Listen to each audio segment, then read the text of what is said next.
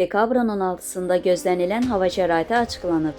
Milli Hidrometeorologiya Xidmətinin məlumatına əsasən Bakıda və Abşeron yarımadasında hava şəraitinin dəyişkən buludlu olacağı, arabir tutulacağı, əsasən yağmursuz keçəcəyi. Lakin gecə və axşam bəzi yerlərdə arabir yağış yağacağı gözlənilir. Şimal-şərq küləyi əsəcək. Havanın temperaturu gecə 3-5 dərəcə, gündüz 6-9 dərəcə isti olacaq. Atmosfer təzyiqi 766 mm civə sütunundan 771 mm civə sütununa yüksələcək. Nisbi rütubət 70-80% təşkil edəcək. Azərbaycanın rayonlarında bəzi yerlərdə arabir yağıntılı olacağı, dağlıq ərazilərdə qar yağacağı gözlənilir. Ayrı-ayrı yerlərdə leysan xarakterli olacağı ehtimalı var. Mülayim şərq küləyi əsəcək.